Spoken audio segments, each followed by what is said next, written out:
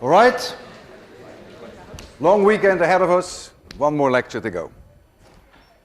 If I have an object, mass m in gravitational field, gravitational force is in this direction. If this is my increasing value of y, then this force, vectorially written, equals minus mg y roof. Since this is a one-dimensional problem, we will often simply write F equals minus mg. This minus sign is important because that's the increasing value of y. If this level here is y equals 0, and I could call this gravitational potential energy 0, and this is y, then the gravitational potential energy here equals plus mgy. This is u. So if I make a plot of the gravitational potential energy as a function of y, then I would get a straight line. This is 0. So this equals u equals mg y, the plus sign.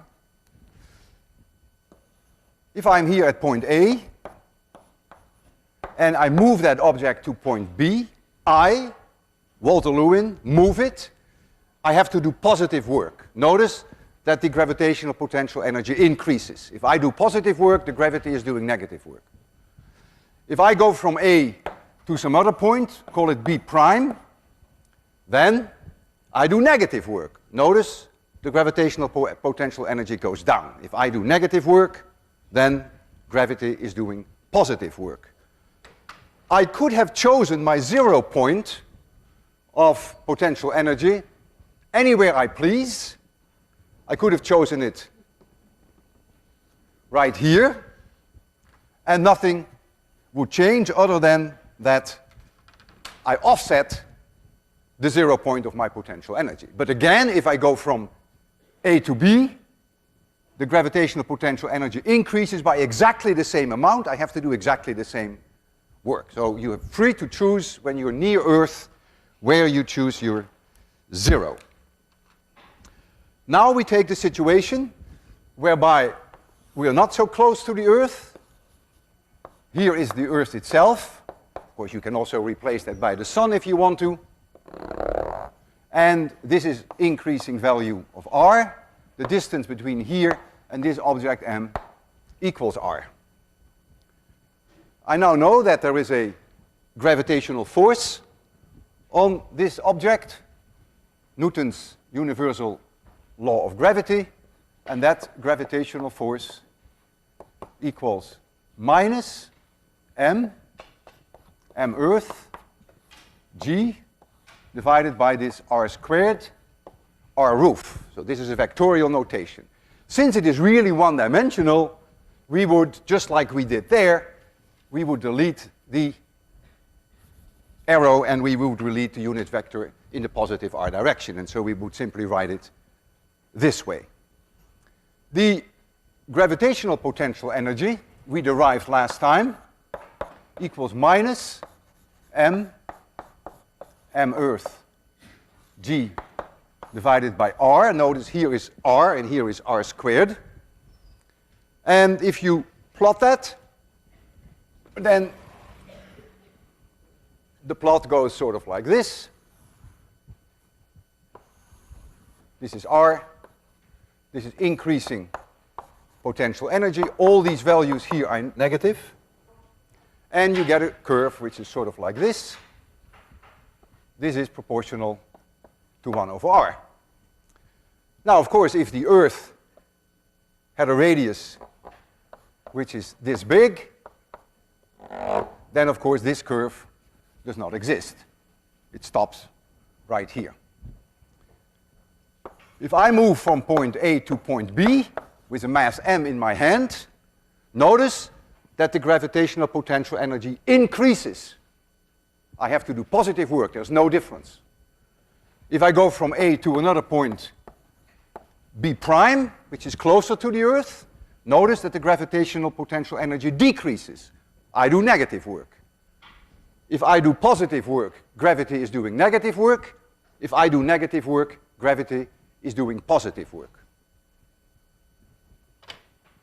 Right here near Earth, where this 1 over r curve hits the Earth, that is, of course, exactly that line. That dependence on y is exactly the same as the dependence on r, and then you can simplify matters when you're near Earth, when the gravitational acceleration doesn't change, you get a linear relation. But that's only an exceptional case when you don't move very far. The gravitational force is in the direction opposite the increasing potential energy. Notice that when I'm here, the gravitational force is in this direction. Increasing potential energy is this way, the force is in this way. When I'm here, gravitational potential energy increases in this way, the gravitational force is in this direction. When I'm here, the gravitational potential energy increases in this direction, the gravitational force is in this direction. When I'm here, the gravitational potential energy increases in this direction, the gravitational force is in this direction. The force is always in the opposite direction than the increasing value of the potential energy. If I release an object at 0 speed, it therefore will always move towards a lower potential energy, because the force will drive it to lower potential energy. Now I change from gravity to a spring. I have a spring which is relaxed length L. I call this x equals 0. And I extend it over a distance x. And there's a mass m at the end. And there will be a spring force.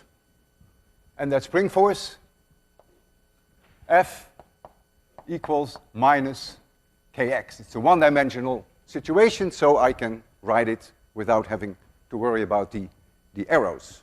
There is no friction here. It's clear that if I hold this in my hand, that the force of Walter Lewin equals plus kx. It's in the direction of increasing x. If I call this point A at x equals 0, and I call this point B at x equals x, then I can calculate the work that I have to do to bring it from A to B. So the work that Walter Lewin has to do to bring it from A to B is the integral in going from A to B of my force dx. It's a dot product, but since the angle between the two is 0 degrees, the cosine of the angle is 1, so I can forget about the fact that it's a dot product. I move it in this direction. So that becomes the integral in going from 0 to a position x of plus x plus kx dx, and that is 1/2 kx squared. And this is what we call the potential energy of the spring. This is potential energy. It means then that we, at x equals 0, we define potential energy to be 0. You don't have to do that, but it would be ridiculous to do it any other way. So in the case that we have the near-Earth situation of gravity, we had a choice where we put our 0 potential energy. In the case that we deal with very large distances, we do not have a choice anymore. We define it in such a way that the potential energy at infinity is 0. As a result of that, all potential energies are negative. And here, with the spring, you don't have a choice either. You choose at x equals 0, you choose potential energy to be 0. So if you now make a plot of the potential energy as a function of x, you get a parabola. And if you are here, if the object is here, then the force is always in the direction opposing the increasing potential energy. If you go this way, potential energy increases, so it's clear that the force is going to be in this direction. If you're here, the force is always in the direction opposing increasing potential energy. Increasing potential energy is in this direction, so the force is in this direction. You see, it's a restoring force. The force is always in the direction opposite to increasing potential energy. If you release an object here at 0 speed, it will therefore go towards lower potential energy. The force will drive it to lower potential energy. If we know the force, in this case the spring force, or in those cases the gravitational force, we were able to calculate the potential energy. Now the question is, can we also go back? Suppose we knew the potential energy, can we then find the force again? And the answer is yes, we can. Let's take the situation of the spring first. We have that the potential energy U of the spring equals plus 1/2 k x squared. And if I take the derivative of that versus x, then I get plus kx. But the force, the spring force itself, is minus kx. So this equals minus the spring force. So we have that the u dx equals minus f, and I put the x there because it's a one-dimensional problem. It is only in the x direction. The minus sign is telling you that the force is always pointing in the direction which is opposite to increasing values of the potential energy. That is what the minus sign is telling you. It's staring you in the face what I have been telling you for the past 5 minutes. If we have a three-dimensional situation that we know the potential energy as a function of x, y, and z, then we can go back and find the forces as a function of x, y, and z. Doesn't matter whether these are springs, or whether it's gravity, or whether it's electric forces, or nuclear forces. You then find that du dx equals minus f of x, du dy equals minus fy, and du dz equals minus fz. What does this mean? It means that if you're in three-dimensional space, you move only in the x direction, you keep y and z constant, and the change equals minus fx. That gives you the component of the force in the x direction.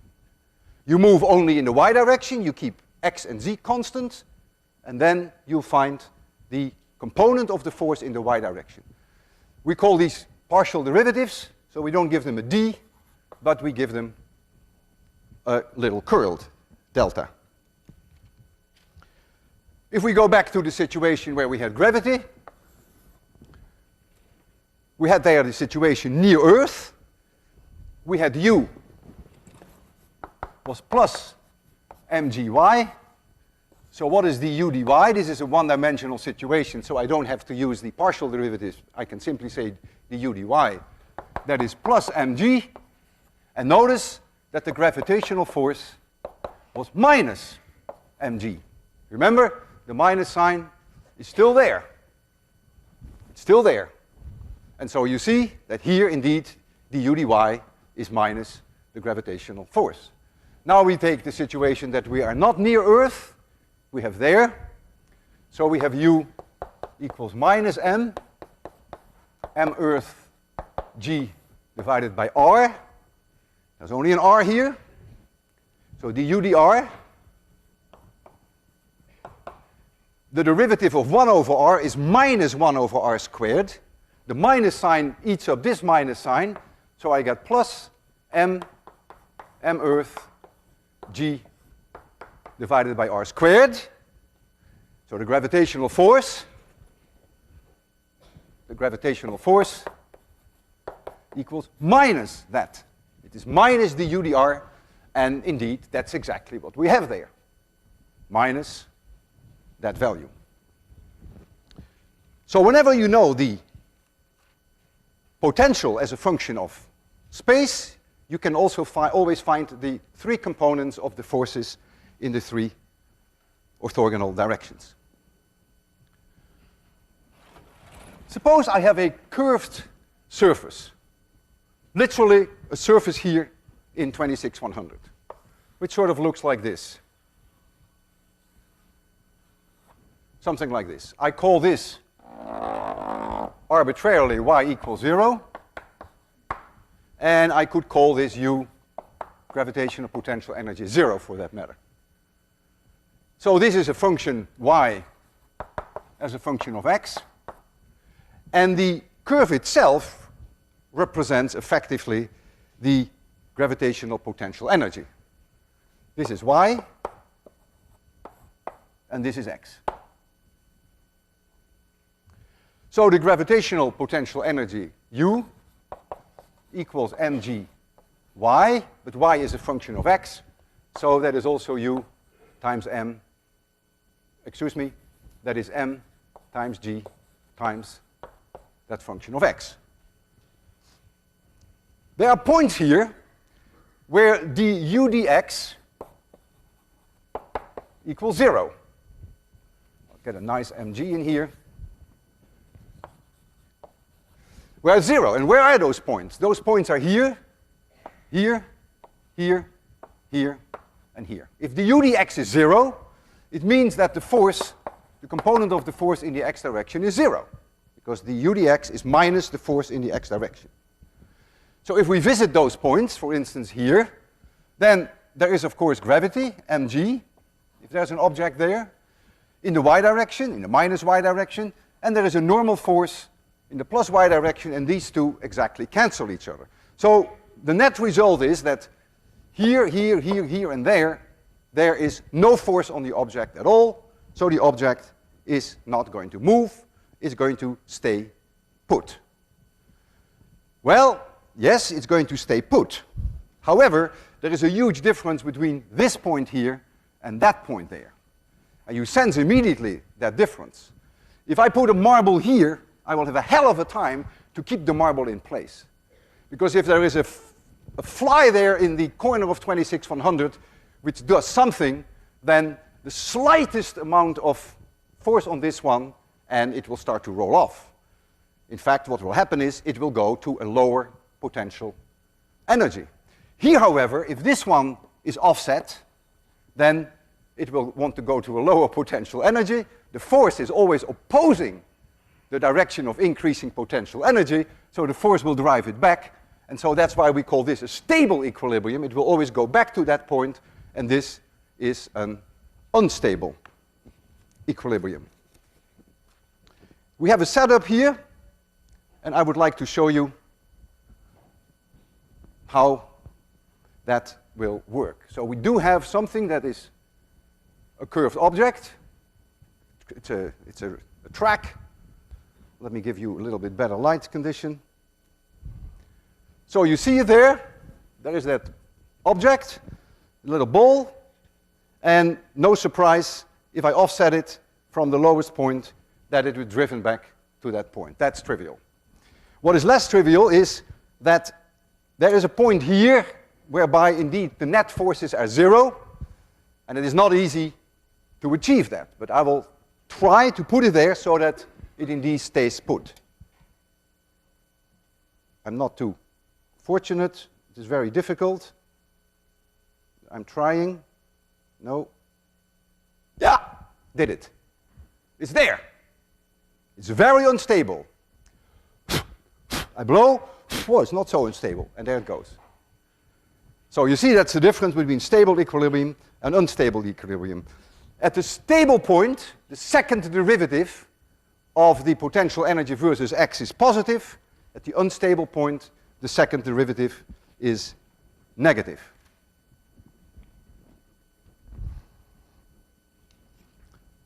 I'm going to return now to my spring, and I'm going to show you that if you use the potential energy of the spring alone, that you can show that an object that oscillates on a spring follows a simple harmonic motion. So here is u as a function of x, and this is the parabola that we already had. This equals 1/2 k x squared. Let the object be at a position x maximum here, is going to oscillate between plus x max and minus x max. When it is at a random position x, there is a force on it, and the force is always in the direction opposing the increasing potential energy, so the force is clearly in this direction. It's being driven back to equilibrium. When it is there, it will have a certain velocity. The velocity could either be in this direction or it could be in that direction. It has a certain speed. And since spring forces are conservative forces, I can now apply the conservation of mechanical energy. We call this a potential well. The object is going to oscillate in a potential well. Of course, it doesn't oscillate like that. It really oscillates like this, of course. It's a one-dimensional problem. The total energy that I started with, if I release it here at 0 speed, equals 1/2 k x max squared. That is E total. That will always be the same if there is no friction of any kind. And I have to assume that there is no friction. That must be now 1/2 m v squared at a random position x plus 1/2 k x squared, which is the potential energy at position x. So this is the kinetic energy, and this is the potential energy. V is the first derivative of position versus time, so I can write for this an x dot. And now what I'm going to do, I'm going to rewrite it slightly differently. I bring the x dot square to one side. My halves go away, and I divide by m. So I get plus k over m times x squared. And then I get minus k x max squared equals 0. Did I do that right? Yes. I divide. Oh, there's an m here, and the m has to be here. And now what I'm going to do, I'm going to take the time derivative of this equation. And now you'll see something remarkable falling in place, just for free.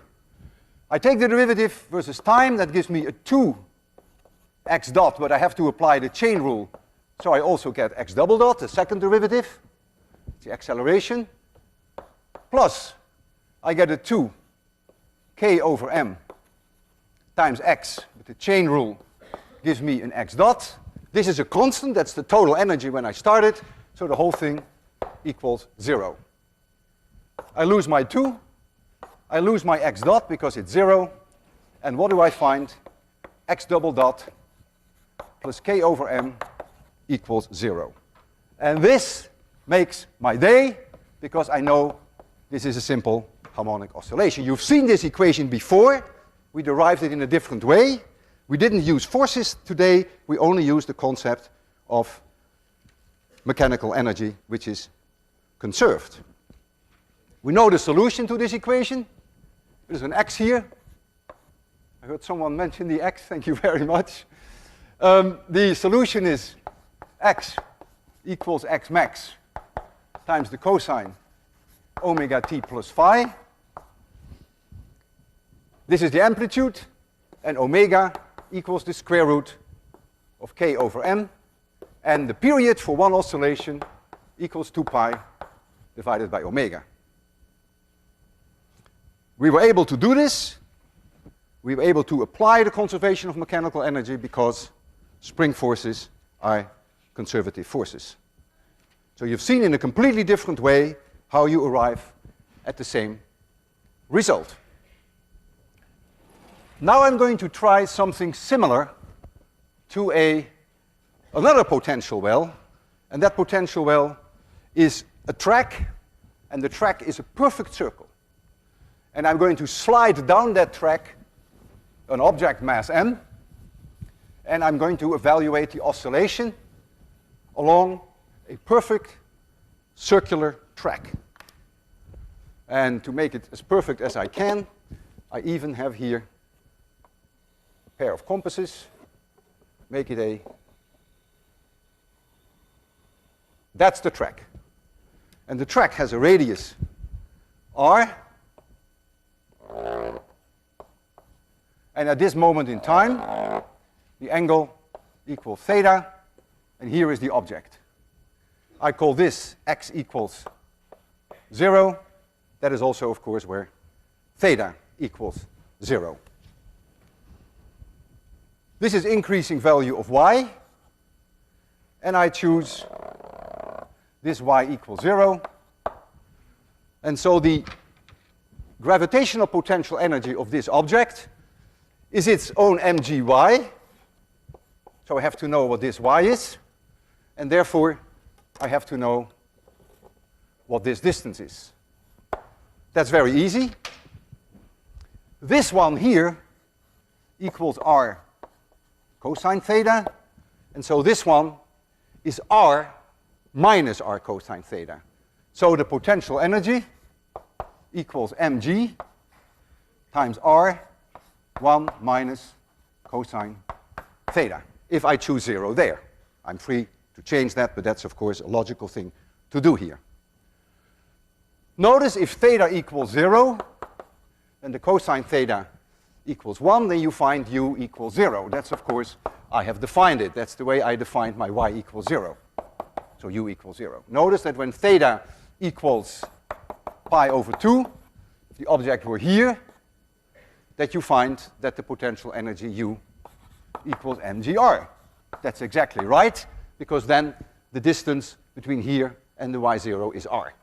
So this is the potential energy as a function of angle theta. The velocity of that object as a function of theta is given by r d theta dt.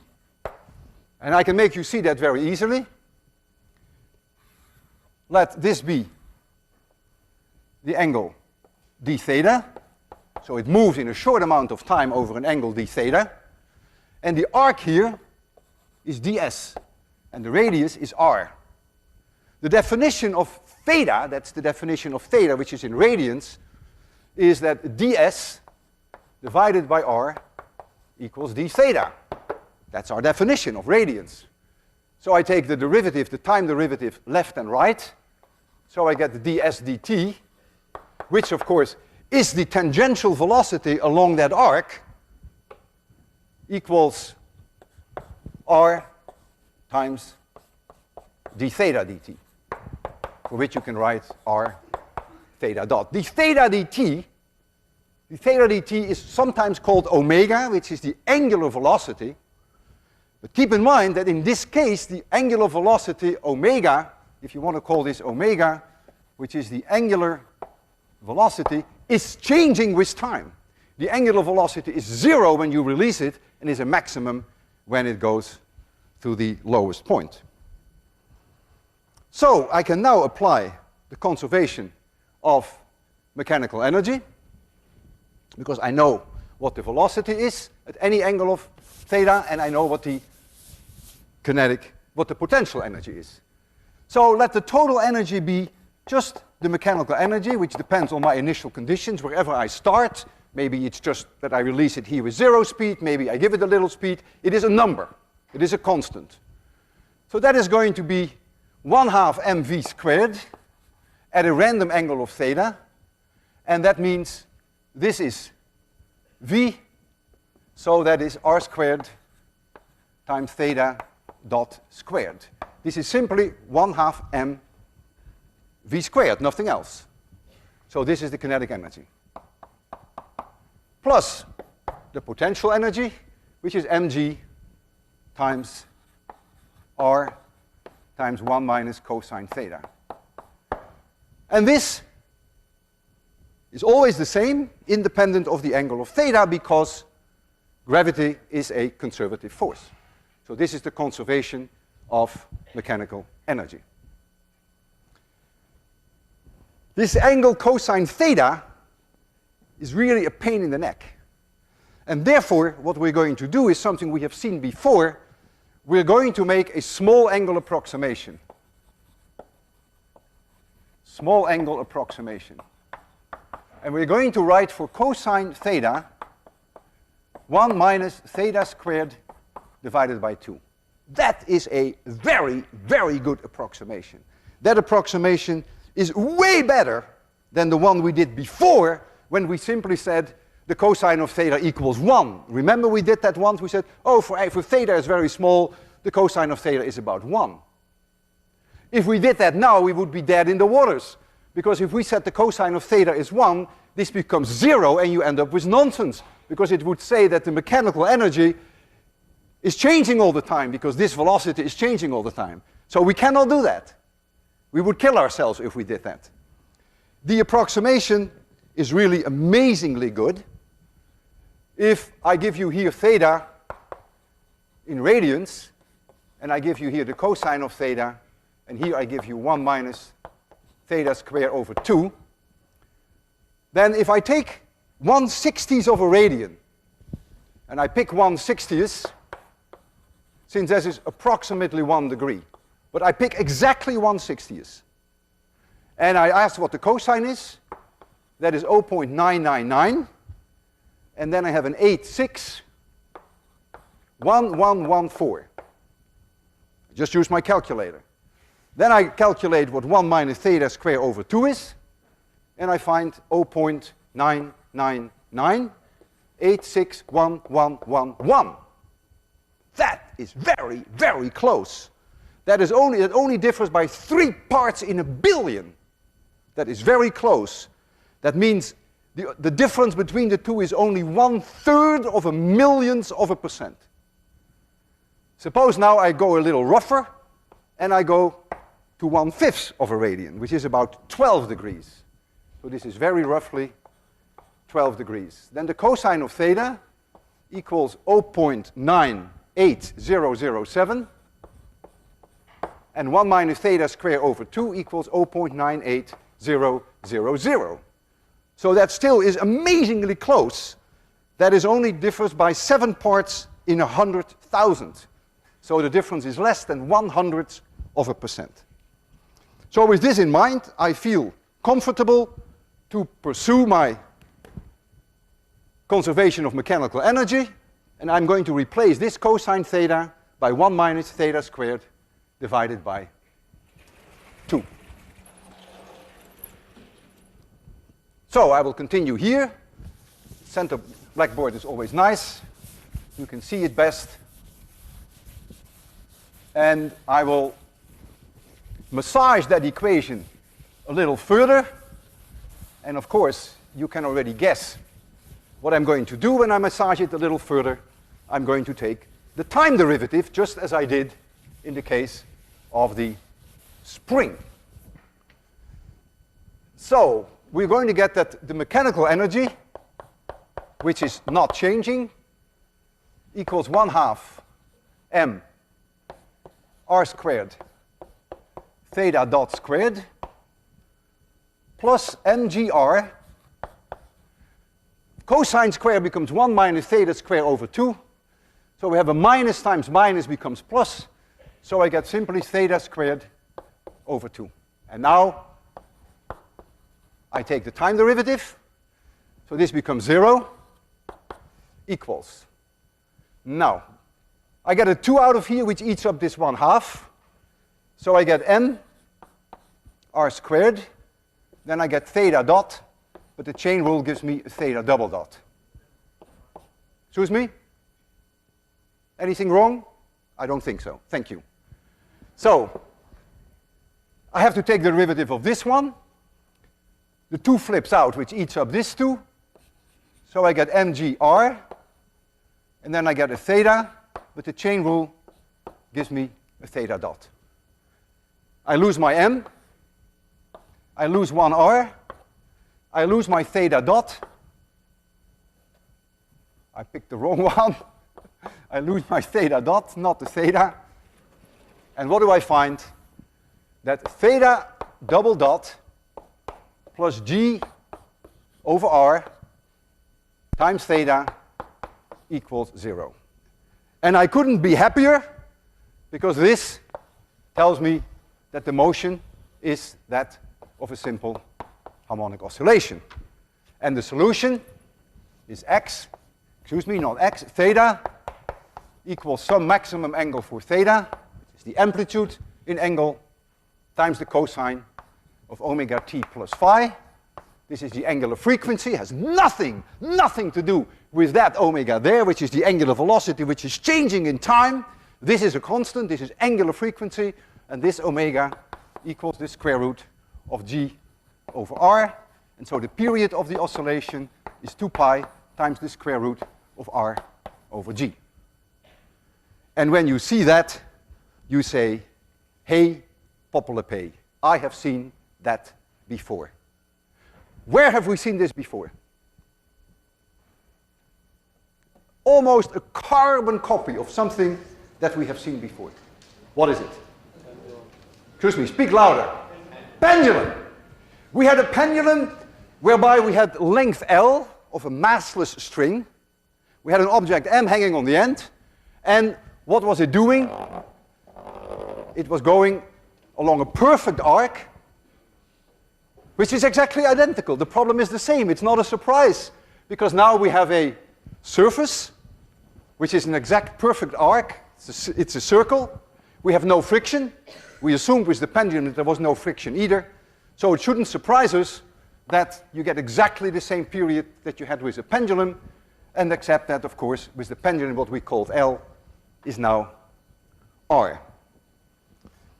Gravity is the only force that does work, and so it is justified to use the conservation of mechanical energy because gravity is a conservative force.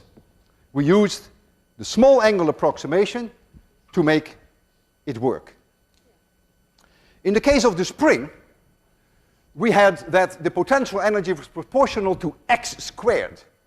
And out came a perfect simple harmonic oscillation. No approximation necessary. Now we forced this potential energy, we forced it into being dependent on theta squared. That's really what we did. You see, that is the term of the potential energy that you have there. And by the approximation of cosine theta being 1 minus theta squared over 2, we forced this term to become quadratic in theta, and therefore now, with that approximation, it becomes a perfect simple harmonic oscillation. Now comes a key question. I said gravity is really the only force that does work. Is that true? There's no friction for now. Is that really true? When we had the pendulum, it's true there is gravity. That's clear. There's a gravitational force, which is mg, but there is also tension. We never mentioned that. We didn't even talk about it when we did the conservation of mechanical energy. When the object is here, sure, there is gravity. And sure, there is no friction, so there is no force along the arc, but there must be a normal force. Is the tension not doing any work? Is the normal force not doing any work? Did we perhaps forget something? Remember last week I put my life on the line. I was so convinced that the conservation of mechanical energy was going to work that I almost killed myself. Not quite. With this huge 15.5 kilogram pendulum that I was swinging. I believed in the conservation of mechanical energy. And I overlooked the tension. Is it possible that the tension does perhaps positive work? If that's the case, I could have died. What is the answer? Is the tension doing any work? And in the case of my circular track, is perhaps the normal force doing any work? What is the answer? I want to hear it loud and clear. No. No. Why is it no? Why is it not doing any work? Because what? Exactly. You got it, man. That's it. The force is always perpendicular to the direction of motion. And since work is a dot product between force and the direction that it travels, neither the tension nor the normal force does any work. So don't overlook the force, but do appreciate the fact that they don't do any work. Great. So now I'm going to show you a demonstration which I find one of the most mind-boggling demonstrations that I have ever seen. We do have a circular track. You have it right in front of you. That is a circle, although you may not think it is, but it is. And that circle has a radius which, according to the manufacturer, is 115 meters with an uncertainty of about, I think it's about 5 meters. It is extremely difficult to measure, and even during transport you think it could change. Let me try to clean this a little better. And so the radius of this, the radius of curvature of our arc, which is also an air track, equals 115 plus or minus 5 meters. So we can calculate now what the period of oscillations is. The whole track is 5 meters long. So half the track is about 2.5 meters. So the angle theta maximum is approximately 2.5 meters, which is half the length of the track, divided by 115, and that is an extremely small angle. That is about 1.2 degrees. Of course, this is in radians and this is in degrees. So the angle is very small, so we should be able to make a perfect prediction about the period. And I'm going to do that. I take 2 pi times the square root of r over g, and r is 115. 115, I divide it by g. I take the square root, I multiply by 2, I multiply by pi, and I get 21.5 t. And this is a prediction, equals 21.5. The uncertainty in r is about 4.3%. Since we have the square root of r, that becomes 2.2%.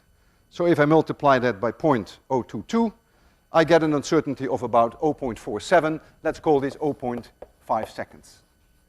So this is a hard prediction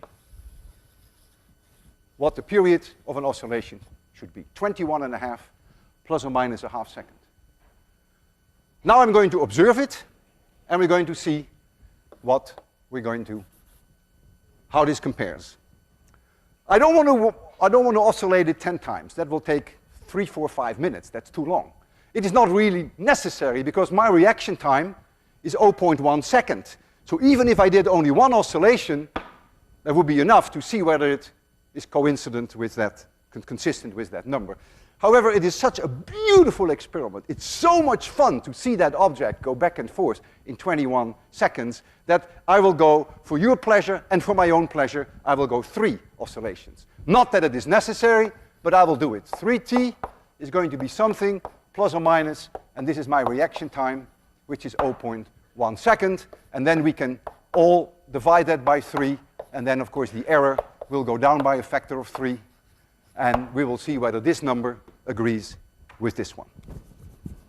All right, can you imagine someone making a track like this, air track, with a radius of 115 meters? I mean, what is this? This may be 8 meters, 115 meters. That is something like 10 times higher, more, 15 times higher than this ceiling. Amazing that people were able to do that. In fact, nowadays you can't even buy this anymore. This is probably some 50 years old, if not older. I have to get the air flowing. Out of all these holes, there are many, many small holes in here that you cannot see. The air is now blowing. And this object is going to be put on here. And just because of gravity, it will go. That's all it is. Only gravity will do work. Here's the timer. And we're going to time it. I will start it off first. And then when it comes back to a stop, I will start the time. Because that's for me a very sharp criterion. When the object comes back and comes to a halt here, it's very easy for me to start the timing. You may notice as you watch that some of the amplitude will decrease because there is, hold it, because there is, of course, a little bit of friction. It's very little, but it is not zero. Enjoy this. Just look at it. Isn't this incredible? It just goes simply by gravity. It's like a pendulum which has a length of 115 meters. It's about to complete its first oscillation.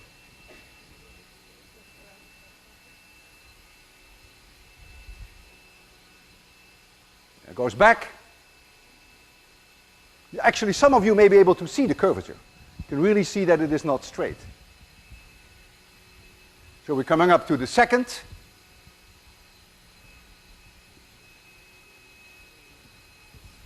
I better get back in position.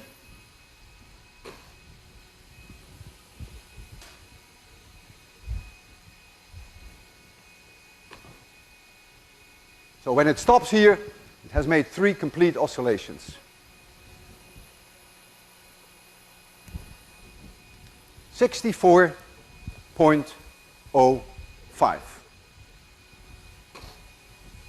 Let me turn this off.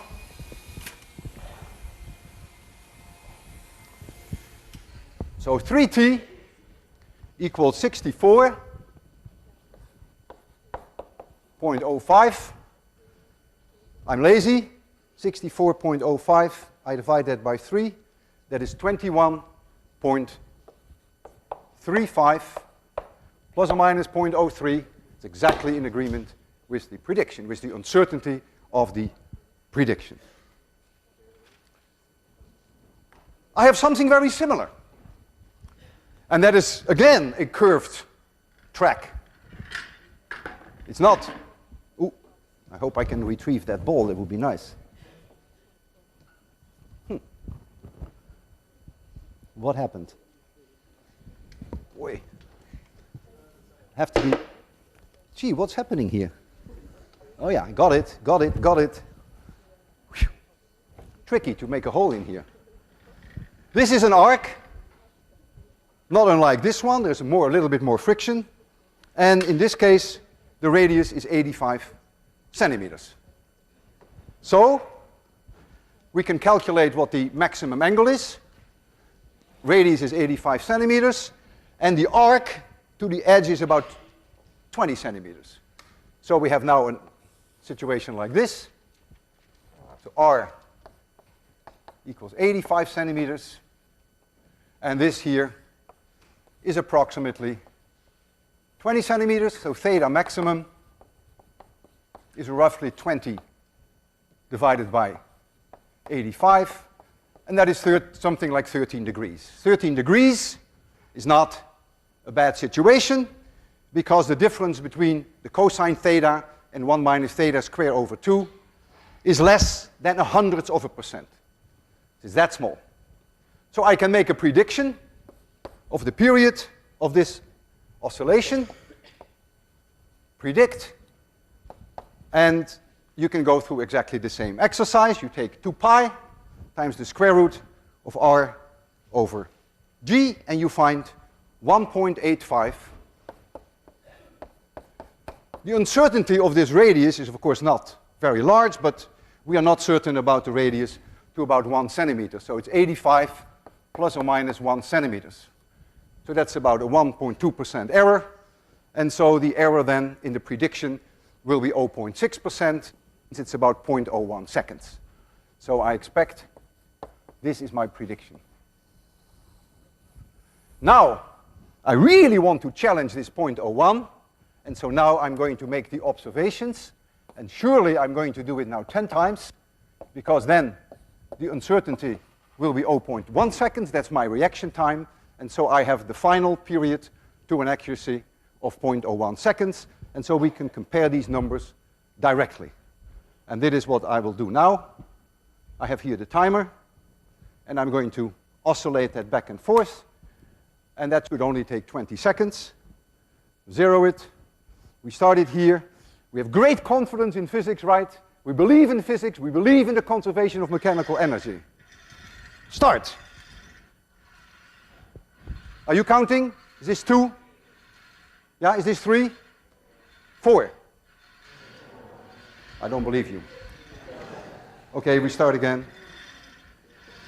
Now, 1, 2, 3, 4, 5, 6, 7, I'm getting nervous, 8, 9, 10. Holy smoke! 22.7 seconds.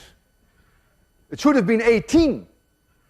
22.7 seconds. There must be something fundamentally wrong with the conservation of mechanical energy. Or is there something else? And what is the difference between the two experiments? Excuse me? Oh, no, the friction is so low, that is not the reason. There's a huge difference. Think about it when you take your shower this weekend. There is a huge difference between this object moving and that object moving. And when you find out, that is the reason why that is way slower, not friction. See you next Wednesday.